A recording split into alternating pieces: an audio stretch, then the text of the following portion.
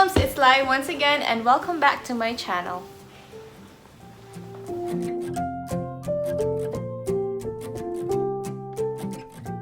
This video will be all about why I sent my toddler to school even if he is still 1 year old.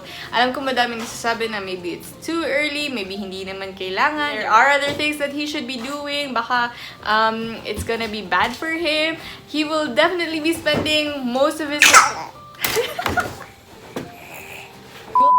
He will spend so much of his life in school, maybe until he's 25, so why send him to school very early? So why not spend more time with him sa bahay? He will grow up too fast, etc, etc. I know all of that. In fact, hindi ako nakadulog for how many nights when we finally decided to send him to school because my anxiety levels were so high. So ngayon, since Cairo has been going to school for 3 weeks already and so far so good, I decided to share everything that I learned from pros and cons, disadvantages to advantages, so that in case that you are in the same situation, if you're also having anxiety about sending your baby to school or your toddler to school, if you're trying to decide, if you're trying to find out what else your toddler can do kasi wala na kayong magawa sa bahay, you cannot keep him entertained anymore, or really he's bored or he needs learning or socialization, then I hope that you will keep on watching. By the way, the school I found is KIDZ Gym Learning Center. This is in Cebu. I chose the Banawa branch, but there is a Capital and a Talamban branch. First, I went to GYMBOREE. GYMBOREE is in Manila and in Cebu, so it's in a lot of places, so it's probably one of the schools you're also considering. But we didn't go there kasi kailangan mo siyang samahan during the playgroup, like during the activity or during the class, kailangan kang nandun, and that's not the activity I'm looking for para kay Cairo, because I'm looking for something that will enable him to socialize with other people. And if ako yung kasama niya, he's gonna be so clingy and he's just gonna keep crying if I force him to mingle with the other people. So GYMBOREE didn't work for us, but I do have a vlog about it. I'm gonna link it right here or right here, and I hope you can watch it if you're interested. But yun na nga, the school I found for Cairo this time is also cheaper. This is KIDZ Gym Learning Center, 6,000 pesos per month, and it's up to 3 hours per day na hindi ko siya kasama. He's gonna be really leave him with other people and children or toddlers in a classroom, so hindi ko siya kasama. So here are the advantages and disadvantages of sending him to school at this young age. First of all, there is definitely exposure to other kids and bacteria or diseases. Pwede siyang mahawa if there is somebody in school na may sakit. I am aware of this, but even before I decided to send him to school, I already prepared for this. Ayoko din naman na Cairo is gonna be the type of toddler or baby na yung super duper linis. Ayokong ganun siya because when he grows up, ma-expose talaga siya sa bacteria and other germs and viruses. So I want him to have a strong immune system. And sa totoo lang, aside from keeping your baby clean, maintaining vaccines and good nutrition, little exposure actually helps in strengthening his immune system. Unless you live in a cave, ma-expose talaga si baby sa mga ganon. Especially if you go to the mall, attend family gatherings, parties, and later on in life, you will really go to a proper school with more kids. So while your toddler is young, it's good na masasanay siya sa mga ganon. At least it strengthens his immune system, and in the future, hindi na siya ganon kadali mahawa sa mga other babies or toddlers or kids sa mga sakit, other bacteria, viruses, and germs. So this is actually a good thing. Number 2 disadvantage, it might be magastos.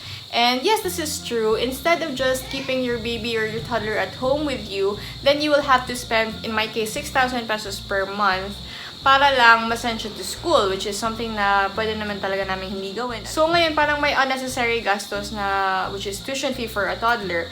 Well, it's true, pero if iisipin mo, I was also able to save. When Cairo is very, very bored at home, we just take him to the mall. He plays in yung mga playhouse, which is like 250 per hour. And then, if nandun na kami sa mall, then we will have to eat there. Pwede ding mag-hire kami ng yaya, which is also something that I have to pay for.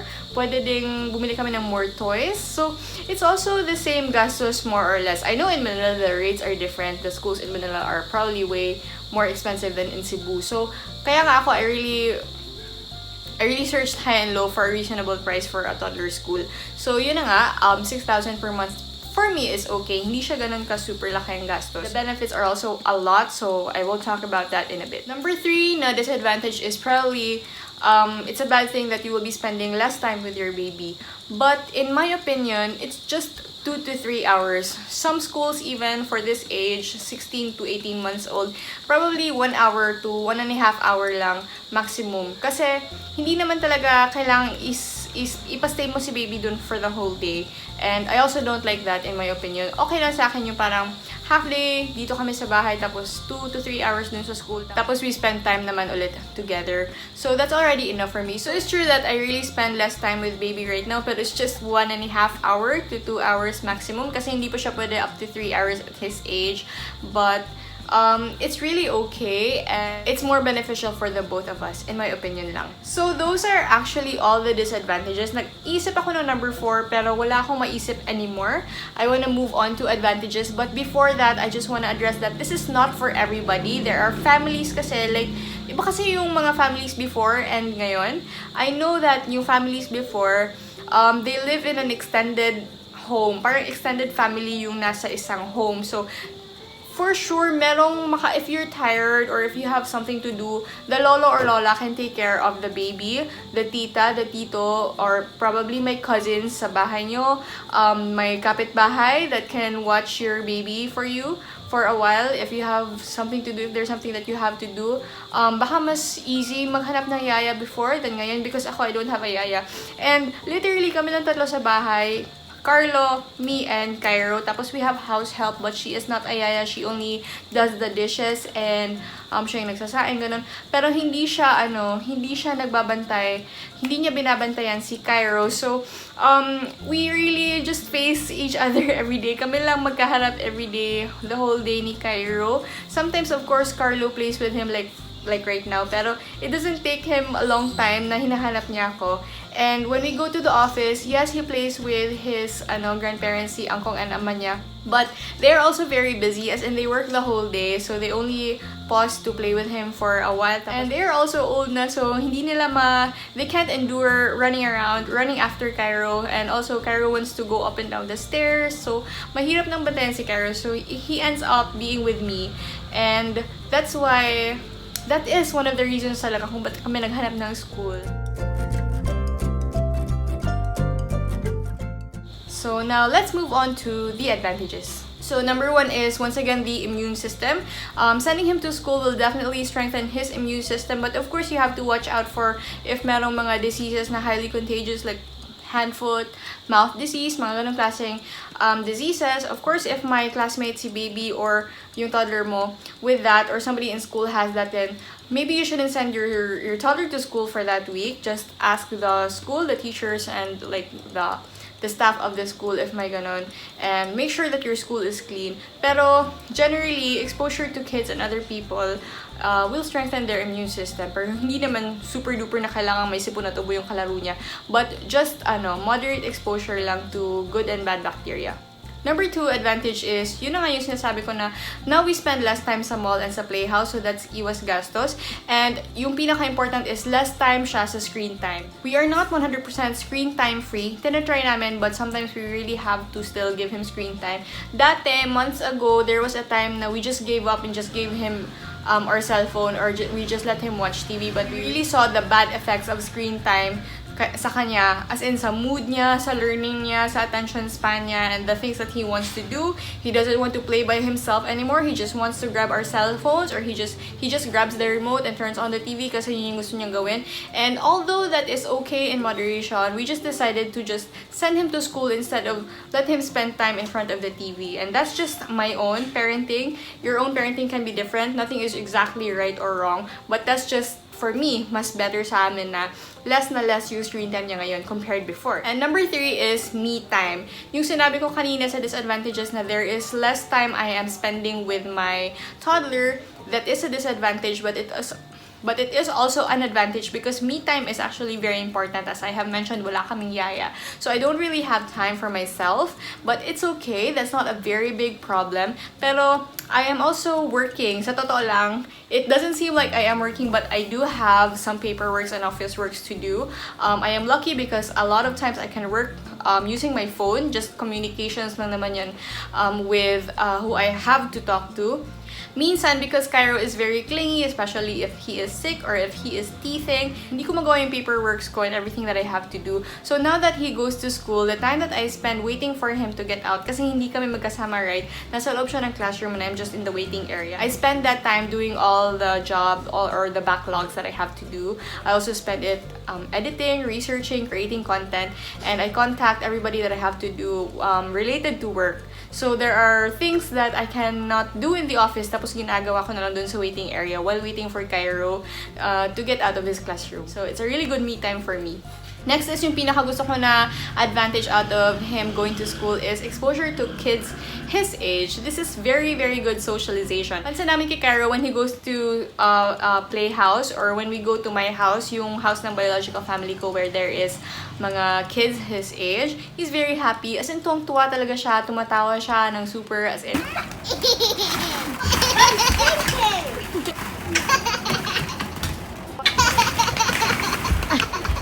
He doesn't really have to play with them. Sometimes he just watches them and then he laughs a lot. So, parang gustong-gusto talaga niya na may mga bata. Even older kids, he also enjoys being with older kids. So, when he started going to school, I became really happy na he's exposed to those kinds of children. Kasi sa bahay nga namin, there's no other toddler. And sa office, everybody are, mga adults, lahat ng mga tao dun sa office. So, now he goes to school. Yung teacher niya, she tells me about how he is able to play, socialize, and have fun. He communicates with the other kids and toddlers in his class, and that makes me really happy. Next is exposure to other adults.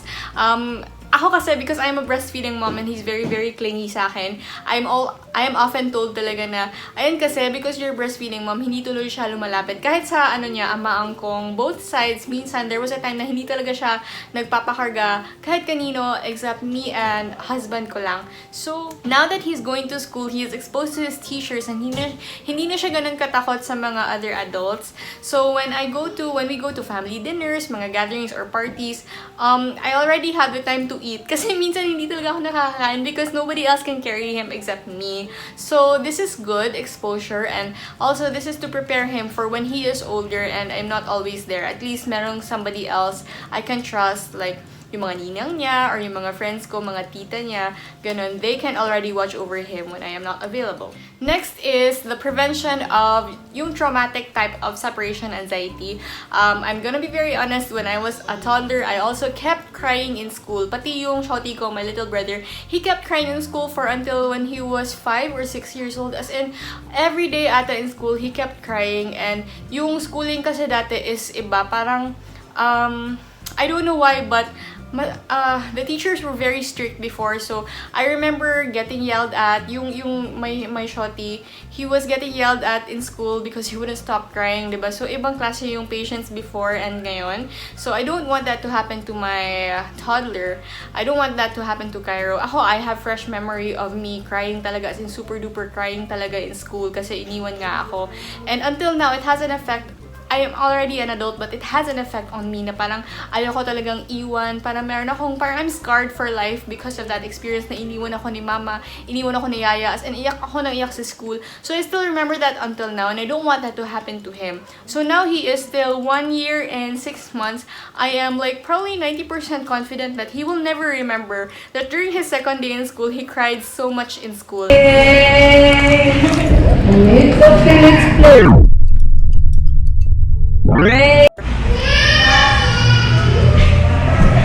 Parang feeling ko, I know that happened, but he will never remember it. And through time that he keeps on going to school, and then he will be able to remember his experiences in school already. Hindi nakasali yung iyak siya ng iyak.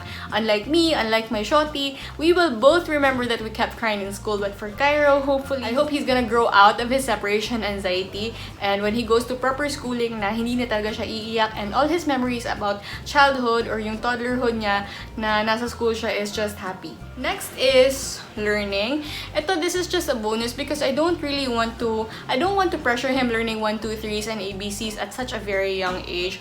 But this is just a bonus kasi there's nothing really to do in school but sing and like play with toys, and a lot of toys are educational. So I noticed then in 3 weeks na nasa school siya, he already identifies shapes, he already identifies 1, 2, 3, mga numbers ganon. And I know that I can do it myself, pwede ko naman siyang turuan. I actually read to him every day. Pero being in school is actually helpful din para sa learning niya, and that's just a bonus. I don't really need him to learn at this age, pero okay na din na he's already learning. And it was also learning for me because every day I talk to the teacher every time Cairo gets out of the classroom. I talk to the teacher and she teaches me a lot of things, mga observations niya, and of course they are experts and they have more experiences on handling toddlers, and a lot of them are therapists, occupational therapists, SPED teachers, speech pathologists, because yung school na pinili ko is yung may nag-offer ng mga ganang klaseng services.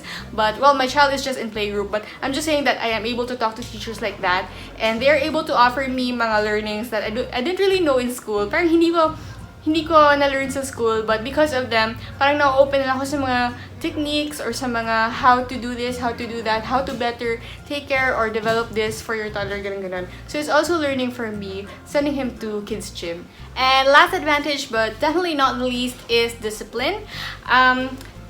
Ito, hindi ko talaga ata tumaan. I cannot imagine imposing discipline on Cairo this age as early as like right now. If ayaw niyang kumain, I don't want to reprimand him. If ayaw niyang gawin yung, if I ask him, hey, Cairo, can you do this? Tapos hindi niya gagawin, I don't reprimand him. Pero in school, they don't reprimand the toddler, but they have techniques because they are experts on this, on how to actually make your child obey or follow instructions, and that's actually good. So for example, they say it's circle time, then they try to keep the child in the circle. If they say it's eating time, then they eat. Wash hands, they wash hands.